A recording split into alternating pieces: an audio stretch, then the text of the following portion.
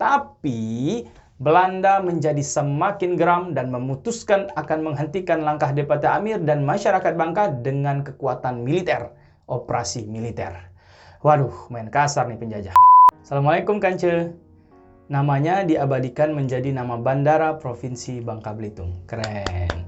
Selalu ada hal yang memukau dan memotivasi dari cerita pahlawan Indonesia. Dan video kali ini akan menceritakan sosok yang namanya diabadikan menjadi nama bandara. Ini dia 4 inspirasi dari Depati Amir. Inspirasi pertama, mendapat validasi orang banyak. Validasi? Penting nggak sih? Coba kita perhatikan cerita pahlawan yang satu ini. Depati Amir menolak validasi dari Kesultanan Palembang yang memberinya gelar Depati. Depati itu adalah gelar untuk orang yang menjadi pemimpin di suatu cakupan wilayah. Tapi, walaupun dia nolak, masyarakat masih tetap memanggilnya Depati. Sehingga yang kita kenal sekarang, pahlawan kita ini bernama Depati Amir. Pertanyaannya, kok bisa masyarakat tetap memanggilnya Depati? Jawabannya sangat sederhana, yaitu karena masyarakat saat itu benar-benar butuh pemimpin yang berani. Bagaimana tidak diakui, Depati Amir sering memimpin berbagai pemberantasan perompak yang datang ke Pulau Bangka. Ya, Bangka Belitung saat itu sangat kaya dengan hasil timahnya, sehingga menarik perhatian para perompak. Selain itu, Depati Amir yang berani memprotes kebijakan-kebijakan yang tidak adil dari pemerintah kolonial Belanda saat itu. Nah Kance, di kehidupan keseharian kita, memang tidak bisa dilepaskan dari keinginan mendapatkan validasi, ya kan? Mendapat pengakuan banyak orang, manusiawi sekali.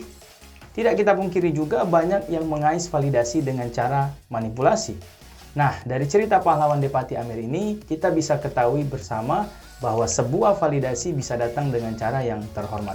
Datang dari orang banyak yang mengakui, karena sosok Depati Amir hadir sebagai solusi.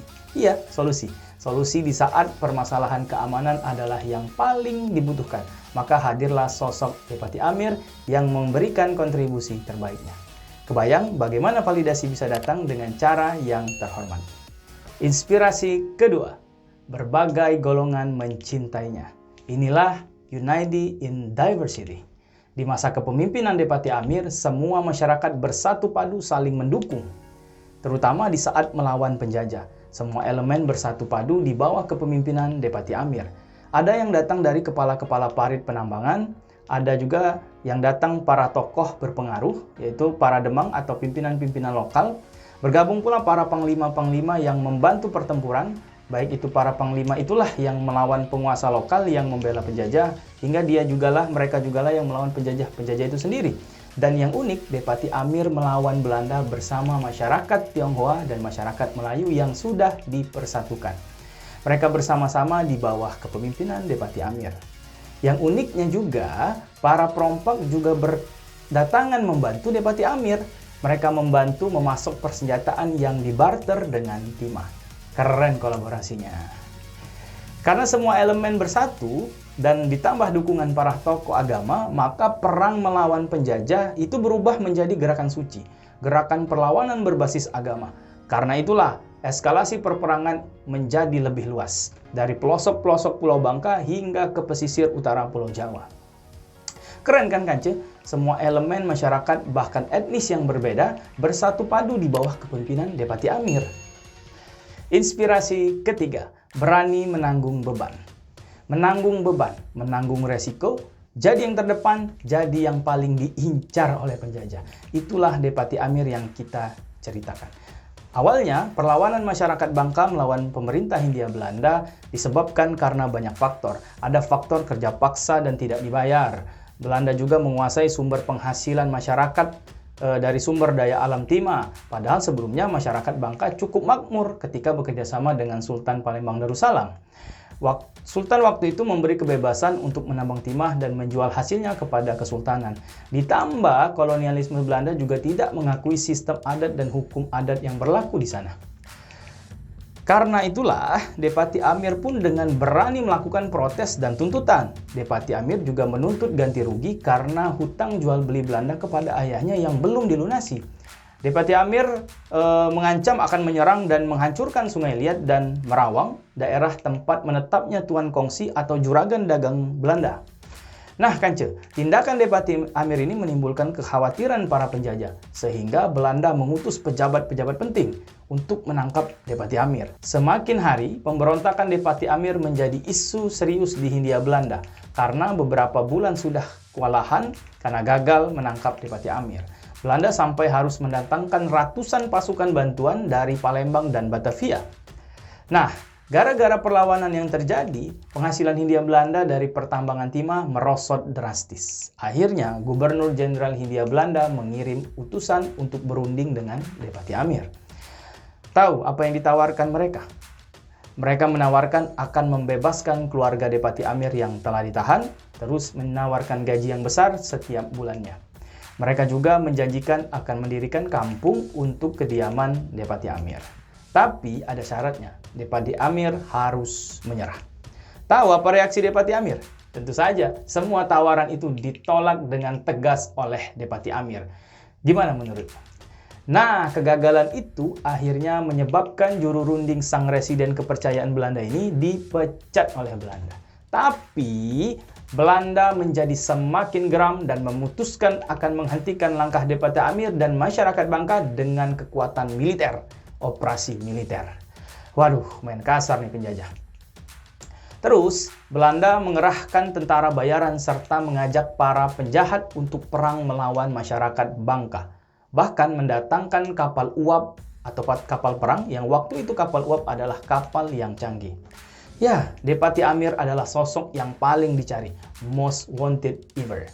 Dan ia rela menanggung semua beban itu demi kemerdekaan. Itulah pahlawan. Inspirasi keempat, berbuah manis dari membangun relasi. Jadi Kance, selama pertempuran melawan penjajah, Depati Amir beruntung karena selama ini ia terbiasa membangun relasi, mengembangkan jaringan dengan banyak orang. Yang paling dirasakan adalah saat banyak yang ikut bertempur bersamanya dan akses mendapatkan persenjataan. Tentu saja, masyarakat Bangka tidak memiliki persenjataan yang lengkap. Bahkan kebanyakan senjata yang ada adalah senjata-senjata tradisional, seperti lembing, keris misalnya. Itu pun didapat dari relasinya dengan para demang atau kepala-kepala distrik lokal di Pulau Bangka. Nah, karena relasi yang dibangun Depati Amir inilah, akhirnya masyarakat Bangka dan pasukan Depati Amir mendapat persenjataan untuk berperang.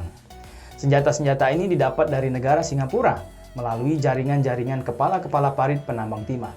Dan itu yang banyak dari etnis Tionghoa. Sehingga senjata dan mesiu berhasil didapatkan, berhasil dibeli secara diam-diam. Dan juga para perompak atau bajak laut ternyata juga ikut membantu persenjataan pasukan Depati Amir. Mereka memasuk persenjataan beserta amunisinya, kemudian dibarter dengan timah. Ya, itulah manfaat membangun relasi, membangun jaringan. Suatu saat mungkin akan berguna, mungkin juga bisa bekerja sama yang saling menguntungkan.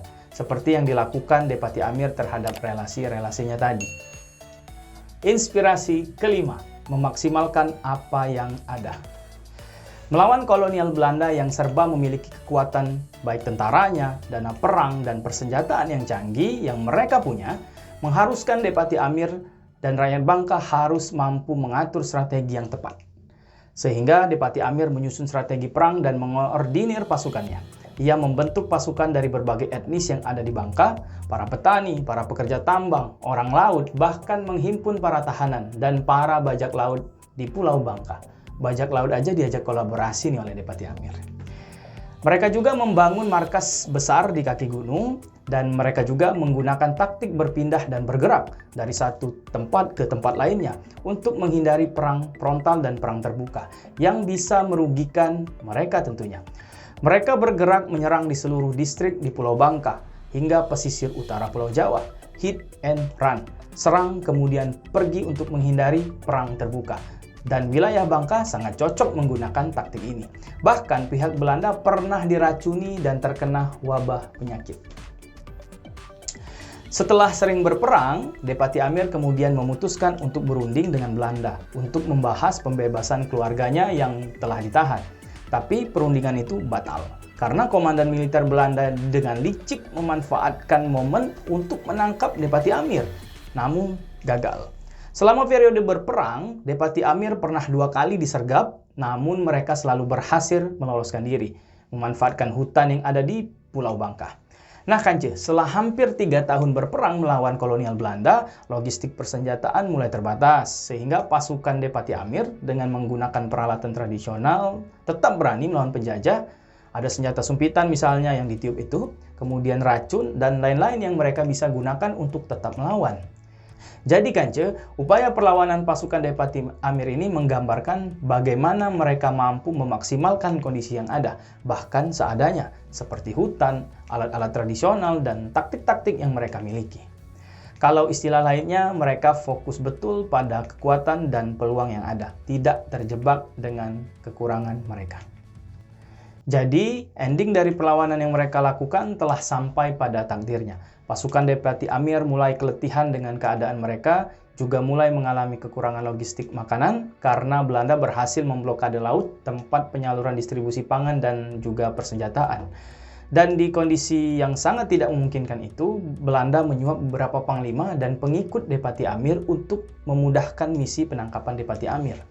Dalam kondisi yang lemah dan sakit, Depati Amir kemudian berhasil ditangkap oleh kolonial Belanda. Sejak saat itulah, Depati Amir pun diasingkan jauh ke daerah timur Indonesia hingga akhir hayatnya. Itu tadi 4 inspirasi dari cerita Depati Amir. Kalau Kance merasakan serunya cerita ini atau mendapatkan pembelajaran dan motivasi dari cerita ini, Kance-kance semua boleh banget untuk like, komen, subscribe, dan share video ini. Dadah!